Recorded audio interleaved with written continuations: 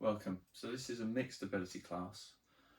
I'll be doing progressions and movements that you should be familiar with, some which are quite good fun. Just always be mindful of being safe, having enough room to move around you, and breathing well, concentrating and setting up into a perfectly straight alignment. Start positions are the key to successful movements. If you're slightly off shape before you move, then it's going to necessarily not be so good. So I'm going to take a breath in. I want you to lift your toes up, and then breathe out. I want you to release your feet. So it's like you're lifting up, breathing in, breathing out, walking away. Now breathe in, lift your toes up, and then as you breathe out, I want you to look down over your cheekbones. I want you to let your head drop. I want your body to relax forwards and just go down as far as it feels comfortably able to, breathing out. And as you breathe in, I want you to open your arms wide and to the side. I want you to lift your body up into space and breathe in. Now, if you have some bone health issues, or you are really tight and sore, instead of bending forwards, it's quite nice. The idea is you can place the toes down and you can hip hinge, keeping the spine more neutral, and just feel as though you create that movement through the hip joint, and then stay really strong through here, and as you breathe in, lift back up. So that's a roll down or a hip hinge. We've got a little bit of extension coming in at the top with the arms pulling out wide as you breathe in. Turn the palms out, and then turn the palms, roll the shoulders, bend forwards and down. Or if you're hip hinging, we open out, lift up at the top, and then we bring the hands down, and it's almost like you reach forwards and just let the arms release at the end and lengthen through the crown of the head and the spine. Come back into center. We're going to do some walking. So I want you to just take your weight forwards onto your toes so that the weight comes off your heels. So it's not a big lift, and then rock back.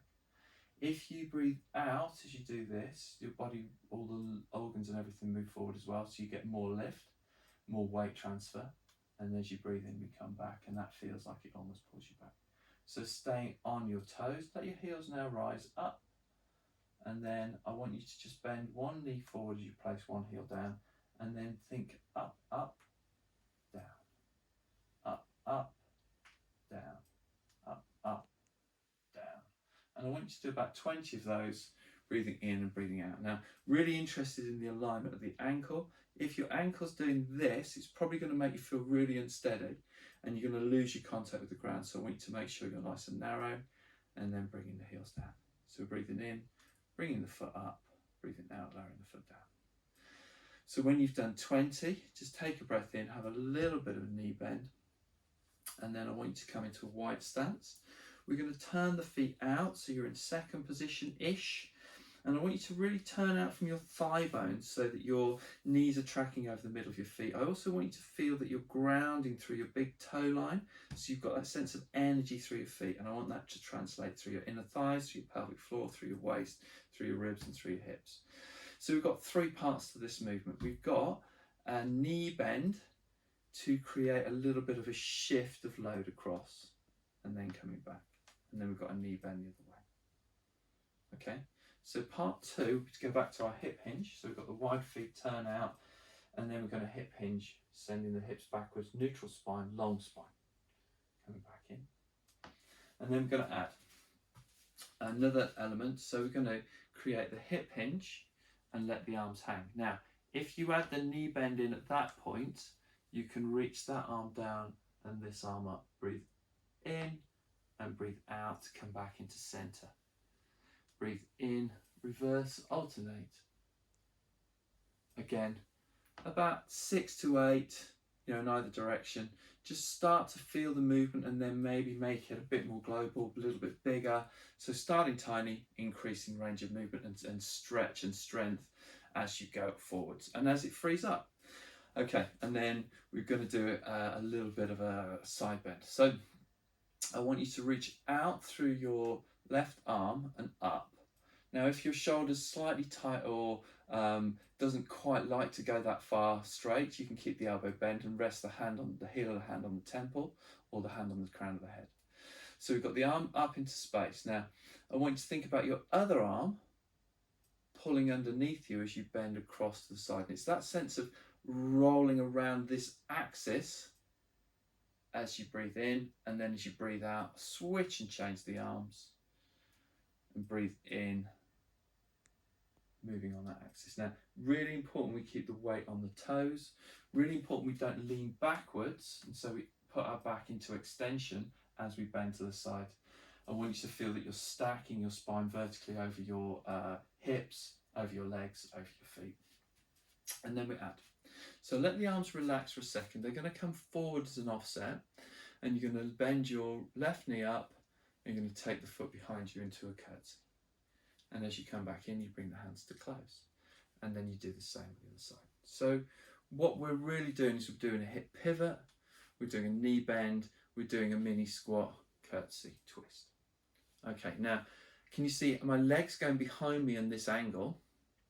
If I do the side bend at the same time and reach the arm up, I get a double movement.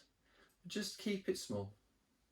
Think about moving safely, moving well, with control and balance, and just stay in your center line, your body over that line. Don't let your body weight move too far away and make you feel unsteady. I want you to do that again, 6 to 8 to either side. Breathing in. And then we're going to carry on moving. We're going to come into a kneeling position. So I want to think about safely down to the mat, hands under shoulders, neutral spine, so lumbar arch. And then I want you to come around and I want you to take your knees wide as you can comfortably manage with a little bit of an inner thigh stretch. And then bring your elbows down, 1, elbows down 2. So thumbs up.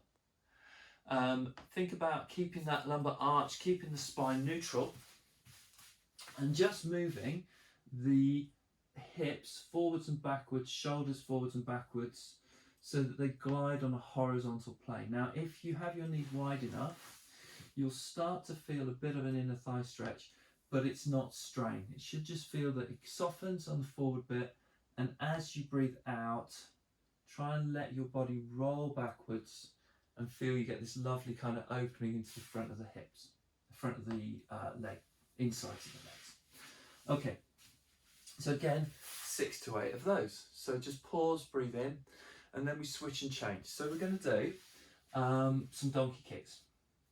I want you to have your hands either under your shoulders or slightly forward if you have tight wrists, so just kind of make a bit of space. And then what I want you to do is, I've just done that without starting the video. That's so fucking annoying. That's so fucking annoying. So fucking annoying. Feel wrists tight. We've got a sense of a sling wrapping underneath the torso, pulling up. We've got a lengthening through the crown of the head and the tailbones. And then just breathing out, keeping the knee bent, pushing the foot up towards the ceiling. Now, as the foot pushes up, it's like you're pulling up through here and reaching out through here and here. So the work is coming from the back of the thigh and bringing the knee down. Spine staying neutral. And we do about, again, 6 to 8 in either direction. It should feel like the hamstring or the back of your thigh is doing all the work. And then we're going to go from there. We've been down in a little bit on 4 points, so we want to just kind of do a little bit of a stretch of the wrist. So think about pushing one wrist forwards and pulling one wrist back. So in this position, this wrist is in flexion, and then this wrist is being almost pulled apart into an opening. And we're getting a shoulder retraction and a shoulder protraction to move the movement.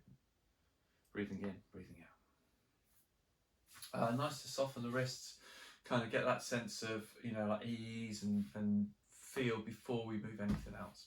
Now, wrists. This exercise, if you start to do the next one, if you start to do this, we're starting to add tension into above the shoulder. So part of the exercise is to keep the wrist in this vertical straight alignment, reaching through the fingertip. We do goalie arms. So if you've got a wall, something smooth you can lean up against.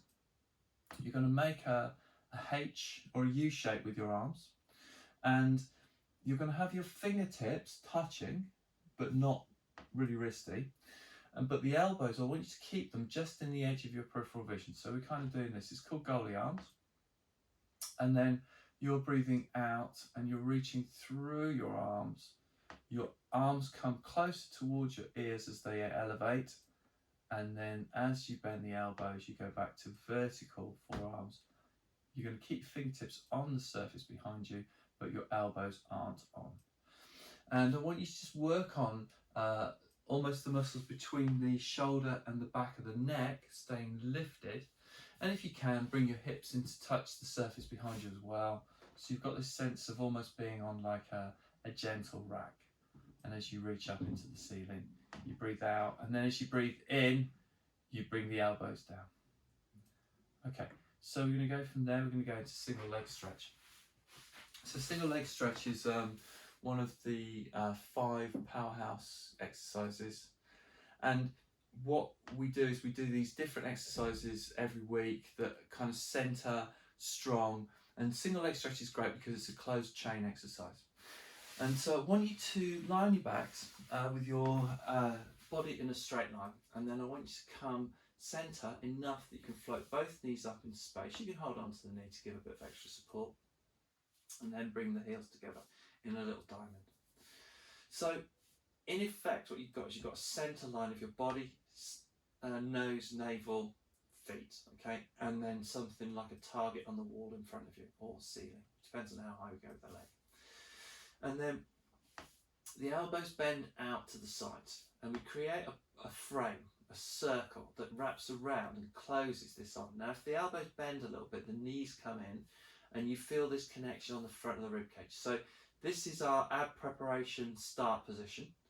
But in the single leg stretch 1, we're going to just move the legs, not the body or the head. So we're going to keep the head down, neutral spine, a little hollow into the small of the back, and then pushing the one foot up towards the ceiling, neutral spine, pulling one knee in towards your shoulder, and then pull back in, breathe in, push away, breathe out. So that's single leg stretch 1. Now, single leg stretch 2 requires some abdominal preparation. So let's just talk about that first. If you bring your hands just around the back of your head, elbows not closed, not open. They should just be in that halfway house so you can feel front and back engaged. And then base of rib cage at the front. This is where the movement's coming from. What we're going to do is we're going to sink that down towards the floor, sliding it down behind the pelvis. As this sinks, the top half of the body comes up. It's not a closing, compressive movement. It's a lengthening, curling, pressing, reaching, moving from here movement. Okay. So if we can do that well without straining the neck, when we use single leg stretch, we can use the arms to help us create that frame. So this position here is easier if the arms are actively holding onto a leg. So come up into single, come up into a double, bring the hands onto the sides of the knees, and then think about just prepping by breathing out and curling forward, reaching the hands towards the ankles. Try not to pull the head forward, try and fold at the base of the rib cage. As you breathe in, feel the extra breath lifting you up, and as you breathe out, feel your rib cage sinking down. Okay, now we're going to add a movement. So we're going to bring the right hand onto the top of the left knee.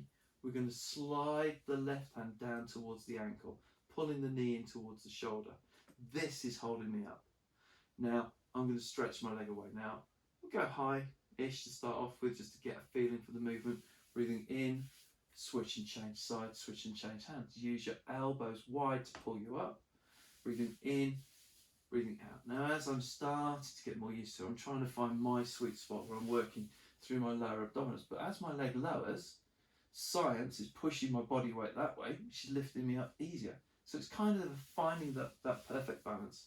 And we're always just a little bit different. So just find your perfect point. And again, doing 6 to 8 to 10, either versions, one with the head down, coming in and out of the positions carefully, just taking time to work on that frame around the insides of the arms around the front of the rib cage and back around to the other side, and feel that you're using your body weight and like skills rather than hard work to do the hard bit of it.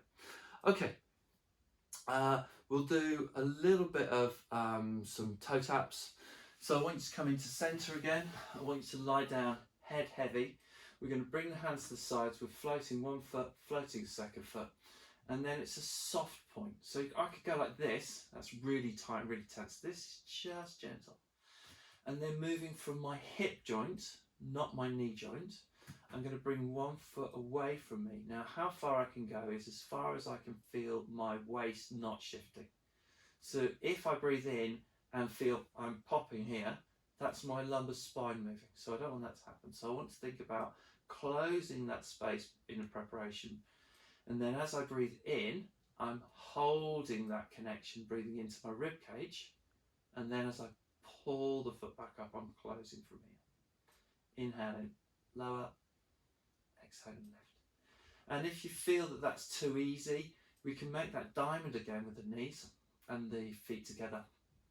And we can work on a double loaded position, but you know, maybe start small, breathing in, breathing out, and maybe breathing in, going full range and out. And so this is about 35% of my body weight. So you just be really mindful of working to a level that feels safe and feels comfortable. Okay, spine twist. Sitting up. Okay, so we've just moved the legs against the torso. And so my hip flexors are going to be really active. So I'm going to try now to get them to go very, very quiet. So what I mean by hip flexors is that little bit in the front where the leg bone joins into the hip socket. And if you push your fingertips into them, they should feel sort of soupy and soft, not kind of grippy and rigid and vigorous. So feet a little bit wider, legs turned out, knees soft. Or if they're not really tight, they can just be straighter legs. So this isn't either or. Again, if you're really finding they're tight and really strong, you know, we could sit up on something. So, you know, block, cushion, bolster, step, you know, small, you know, little footstool, something like that, you know, just so to lift you up in the air. And then in this position, we're going to focus on twisting the spine in a couple of different ways. We're going to look at creating some really nice freedom of movement in the back. So, I'm going to stay feet a little bit apart, not massive turnout, just kind of there. And then we'll do spine twist. So I'm reaching my arms up to the ceiling. Now as I'm reaching them up, I'm spiraling my thumbs backwards. I'm allowing my arm bone to rotate here, and I'm allowing my shoulder to glide up towards my ear.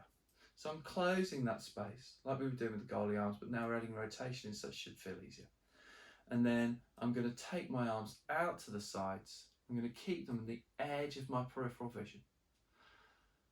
Thumbs slightly below shoulder height, and then as the arms come back up, they close and they glide. So I'm trying to move my shoulders and my arms independently of my spine. And then I'm going to coordinate them together. So you see how far forwards they are of the torso. If they're behind me, I start to block movement in my spine. So I'm looking to be free and easy. And then I'm going to take my arms out to the sides. I'm going to look at the hand and twist behind me. I'm looking at the back hand, and then as I come back up, I'm following this hand up with my gaze, and then I'm looking the other way. Now I'm really interested in the load shift as I twist. So my spine is at the back of my body, and all my organs, my bones are at the front. I'm hanging off that spine. Imagine when we were 4-point animals, we were shaped that way for sensible reasons. So if I twist and I don't shift the weight from left to right, I'm going to crank into my spine and create shapes that aren't going to help with rotation. They're going to limit my movement. So I want to be free. So as I turn backwards, I'm putting my weight onto my left hip if I turn left side. And as I come back, I bring my weight level. And as I turn right, I'm moving left, moving right. And that's going to keep my knee on the other side is going to react a little bit. But this also means that I can then pull my body back from my waist to my sit bones, and I can connect my oblique lines from my hip to my shoulder to get me back into center. And then I can open and I can close. And again, 6 to 8, just do a few to either side, just feel comfortable, and then add. So, side bends. So we're going to keep the knees turned out. We're going to keep the hips level now. So we're moving in a single plane. And what I want you to do is I want you to think about bending your elbow down to the outside of your knee as you breathe out. And then as you come back up, breathe in. And then breathe out. Now, because my elbows, eyes are in a single plane, if I don't move my head with this, I'm going to crank somewhere else. So it's like being free with the movement and allowing my gaze to shift in the direction of travel. Again, if that is something that's like quite hard movement, we can make it just a single plane. We can create that shape, or we can have the hand on the floor and we can create a side bend that way. Okay, so bring the hands down, bring the head down. Again, 6 to 8, either side. Just feel like you're moving with control, with care, with precision. And breath out to go away and breath in to come back up. So we're going to do a little bit of a rolling cat. I'm going to get up to hands and knees. Again, having the knees slightly behind the hip allows me a little bit of extra pelvic range. I want to focus on my weights. If I push through my arms, I'm getting a lovely stretch through my rib cage, but I'm not really doing very much here. And I think a lot of the cat movements I do are all about my waist and my tailbone tucking and creating an arch through my whole spine. So I want you to think about tilt the pelvis, tuck and roll through the spine, breathe out. Let your head move last. Breathe into the back. And then as you breathe out, I want you to ripple back through the pelvis, through the waist, through the head, neck and shoulders, and create Sphinx Cobra. Breathing in and then breathing out, tuck and roll. Now, the only thing I'd say is that sometimes if I'm very sore, or some of my clients come in, doing it tail to head can sometimes be aggravating, if you've had a sore back. So try it if that's the case, going head to tail. So think about tucking the chin, rib cage relaxing, then the waist, and then the tailbone tucking under. And it might feel completely different. It might just be a different way to work. So, I like to move from end to end of the spine, because then we can sequentially move each joint in turn. We can get some range of movement. We can help support the next joint along with the movement of the one before it. So it's kind of just find something that feels comfortable. Again, breathing out to move, breathing in to hold, and feeling strong. 6 to 8, just do a few. Feel like as you move more, it gets easier and it gets a little bit freer and you feel a bit more in control of that articulation. And then we're going to do a little hover. So when we were doing the donkey kicks, we were trying to do this lift through the waist, and it's almost like a hug going on from all of the muscles and tissues between your rib cage and your hip. If all of those muscles activate, not like squeeze like a python or something, but just activate enough to be energized, they can provide a sling of support for the body that's really cool and really strong. And often that's the magic trick to get us to be really strong easily. So it's not hard work, it's just strong. Now I'm going to get you to tuck your toes. Now some people, this can be really sore, so if you do struggle with that, just get something like a foam roller or a bolster or something and substitute that for your toes down. Just put it under your ankles. Okay.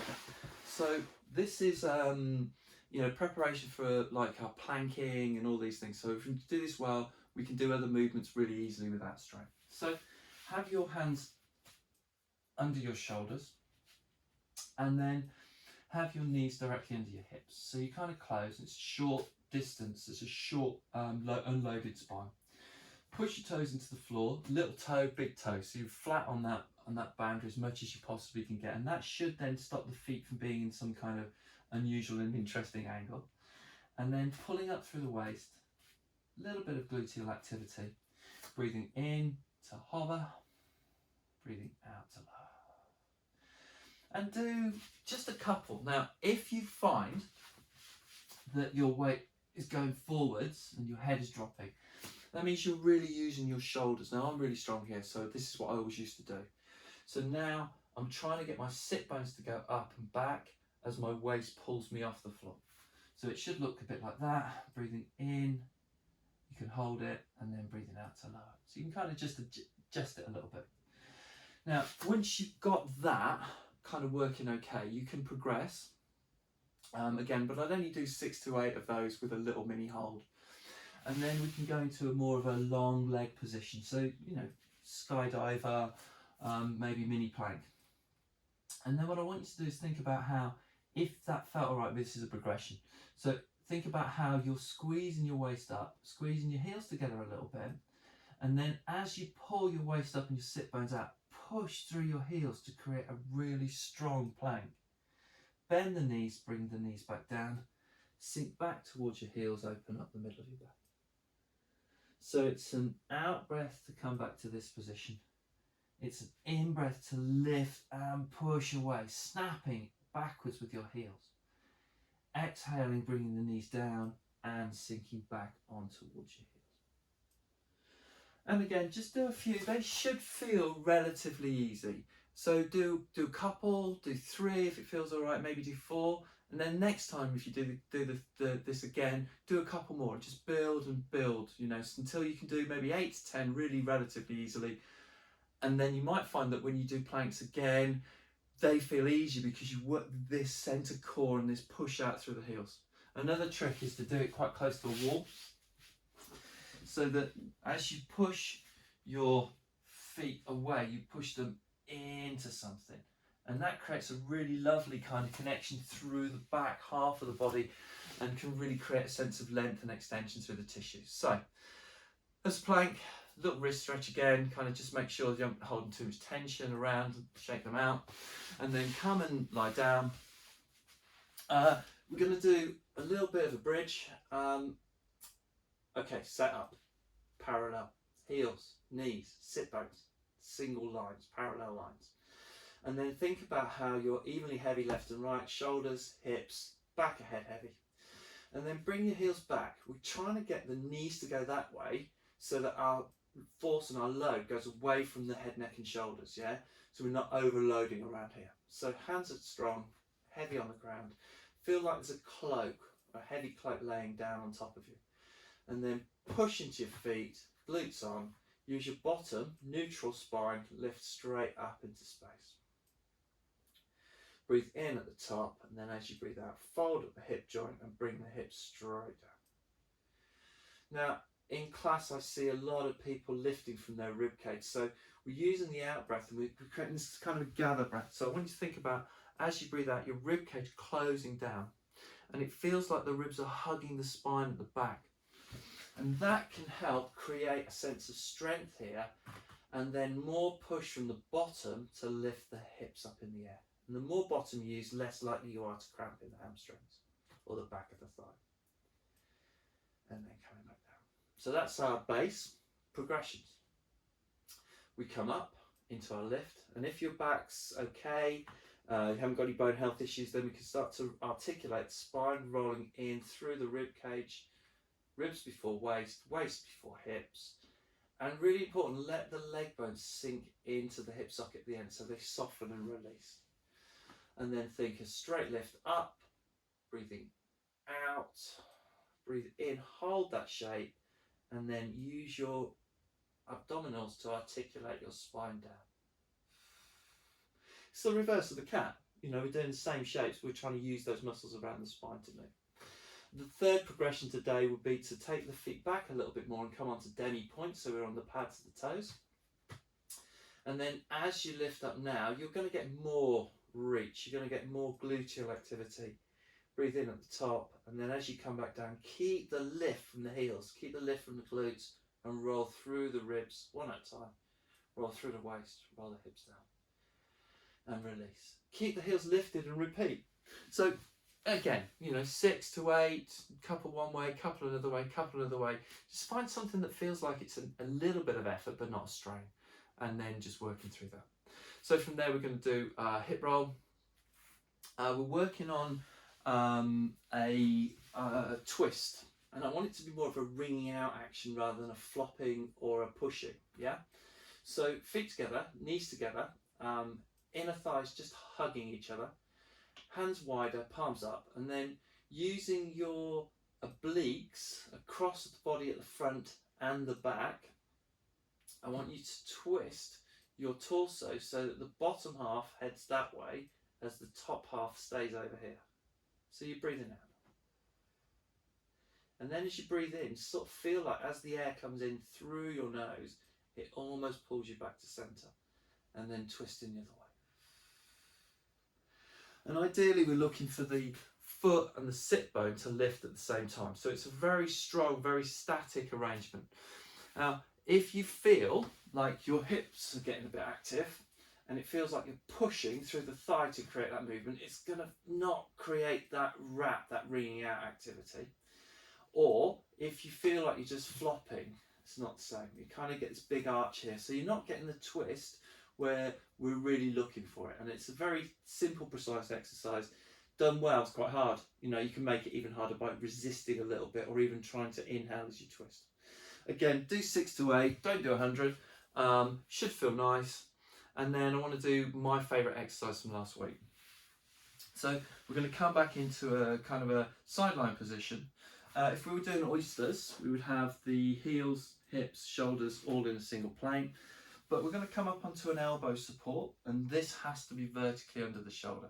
Thumbs up, palms down, whatever feels more comfortable. We're all a bit different. Make it nice. If you're struggling with this, you can do the first part of the exercise with the head down. Don't do the second part because it just won't feel nice. And then spine straight, reach to the crown of the head, reach to the tailbone, squeeze the heels together, find your sit bone with your middle finger, and feel like you're pushing the muscles around the sit bone, that posterior rotator cuff, around into your fingertip. Squeeze the heel to make it more engaged, and use that posterior cuff to rotate the thigh bone in the air. Bring it down. Now, this muscle here can often be really helpful in that movement, but I want you to try and work in opposition.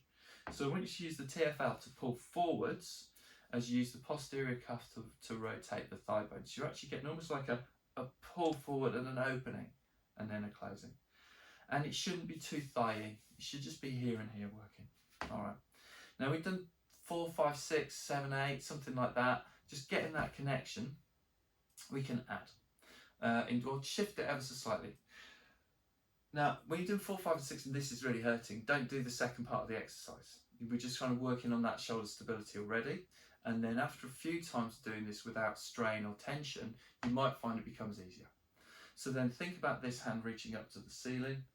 Think about the fingertips, again, being in line, in a plane, in line with the front of your rib cage. I want you to move from your rib cage. I want you to breathe in and open. And then as you breathe out, I want you to tuck, roll, curl, and pull the arm underneath you. Breathe out. And then as you breathe in, open up and open and reach. Breathe in. Okay, now, at first let this knee react. Don't be too stiff. And then as you start to get more able, start to think, pull this knee back as you reach the arm forwards, and you start to get a little bit more movement in here, but just find that gently, find that softly, try and work to that easily.